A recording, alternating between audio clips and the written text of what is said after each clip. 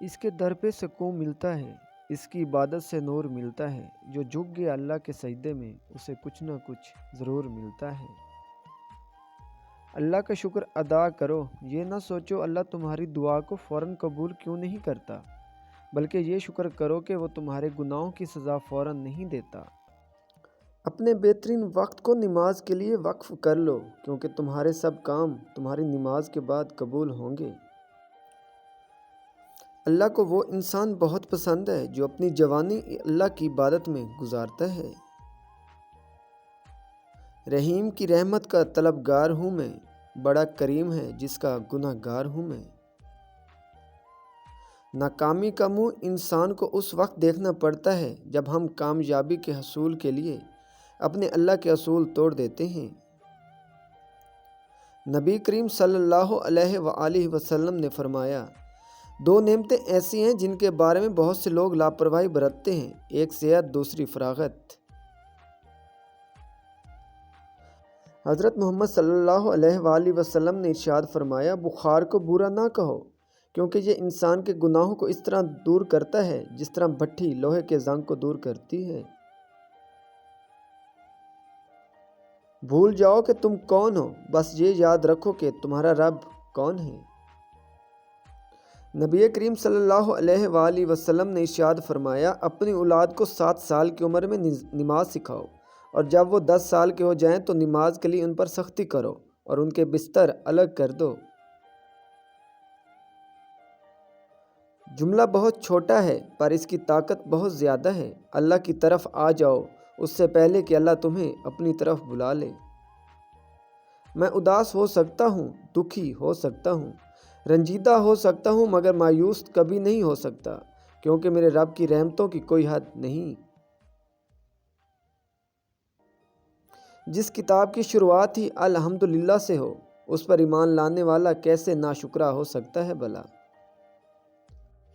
جس شخص کو دین کی نعمت مل جاتی ہے اسے دنیا اور آخرت کی بلائی نصیب ہو جاتی ہے۔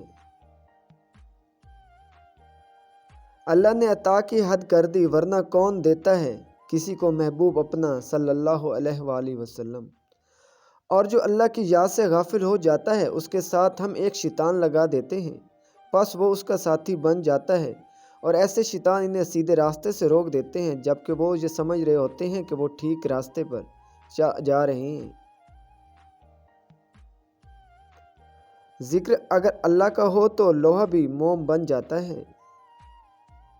اچھے لوگوں کا امتحان اللہ بہت لیتا ہے پر ساتھ کبھی نہیں چھوڑتا، اور برے لوگوں کا اللہ سب کچھ دیتا ہے پر ساتھ نہیں دیتا۔ عطا کر ہمارے ماں باپ کو عمر دراز اے اللہ، کہ ان کی دعاؤں کے بنا ہماری زندگی بہت ادھوری ہے۔ جب معاملات تمہاری پہنچ سے نکل جائیں تو اللہ پہ چھوڑ دو، وہ سب کچھ ایسے کرے گا کہ تم کبھی سوچ بھی نہیں سکتے۔ سر اٹھا کر بھی دعا مانگنا جائز ہے، مگر سجدہ کر لیجئے، تاثیر بدل جائے گی۔ جب تمہیں خوشیاں ملنے لگیں تو 3 چیزیں کبھی مت بھولنا: اللہ کو، اللہ کی مخلوق کو، اور اپنی اوقات کو۔ سنا ہے کعبے پہ پہلی نگاہ پڑتے ہی جو بھی دعا مانگی جائے وہ پوری ہوتی ہے۔ یا اللہ مجھے بھی وہ لمحہ نصیب ہو جائے، آمین۔ فجر پڑھنا ان کو نصیب ہوتی ہے جن کو اللہ سے سچی محبت ہو۔ حضرت عائشہ صدیقہ رضی اللہ تعالیٰ عنہ فرماتی ہیں، صدقہ کو حقیر نہ جانو، کیونکہ اس کا ایک دانہ بھی قیامت کے دن پہاڑ جتنا وزن رکھتا ہے۔ حضرت محمد صلی اللہ علیہ وآلہ وسلم کے غلاموں کا کفن میلا نہیں ہوتا۔ رسول اللہ صلی اللہ علیہ وآلہ وسلم نے فرمایا، جو شخص وعدے کا پابند نہیں اس کا کوئی دین نہیں۔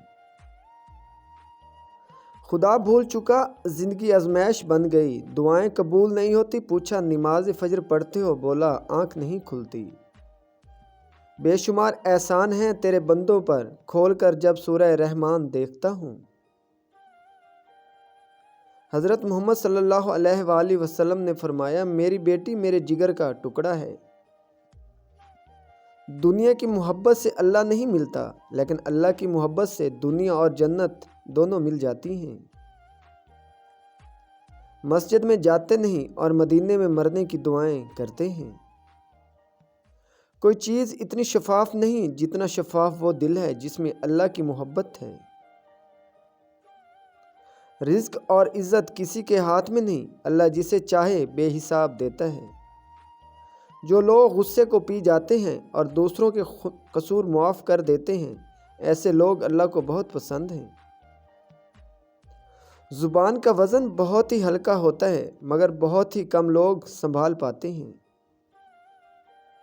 اور جب قرآن پڑھا جائے تو توجہ سے سنا کرو اور خاموش رہا کرو تاکہ تم پر رحم کیا جائے۔ اللہ کسی کے ساتھ ناانصافی نہیں کرتا، وہ بس آزماتا ہے اور صبر کرنے والوں کو میٹھا پھل ملتا ہے۔ حضرت محمد صلی اللہ علیہ وآلہ وسلم کا فرمان ہے، ہر چیز کا ایک دل ہوتا ہے اور قرآن پاک کا دل سورہ یاسین ہے۔ جو شخص سورہ یاسین پڑھتا ہے اسے 10 قرآن پاک پڑھنے کا ثواب ملتا ہے۔ تقدیر بدل جائے گی راتوں کو، اٹھ کر خدا سے مانگو تو صحیح۔ جب کوئی ہاتھ اور ساتھ دونوں چھوڑ دیتا ہے تب اللہ کوئی نہ کوئی انگلی پکڑنے والا بھیج دیتا ہے۔ اسلام نے عورتوں کو قید نہیں کیا بلکہ ہوس پرستوں کی نظروں سے محفوظ کیا ہے۔ حضرت علی رضی اللہ تعالیٰ عنہ نے فرمایا، اچھے لوگوں کا تمہاری زندگی میں آنا تمہاری قسمت ہوتی ہے اور انہیں سنبھال کر رکھنا تمہارا ہنر۔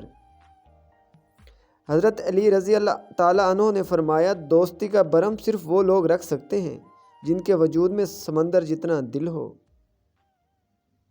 حضرت علی رضی اللہ تعالیٰ عنہ نے فرمایا، جب طاقت زیادہ ہو جاتی ہے تو خواہش کم ہو جاتی ہے۔ حضرت علی رضی اللہ تعالیٰ عنہ نے فرمایا، اپنا سر اونچا رکھو کہ تم کسی سے ڈرتے نہیں، لیکن اپنی نگاہیں نیچے رکھو تاکہ پتہ چلے تم ایک باعزت گھرانے سے تعلق رکھتے ہو۔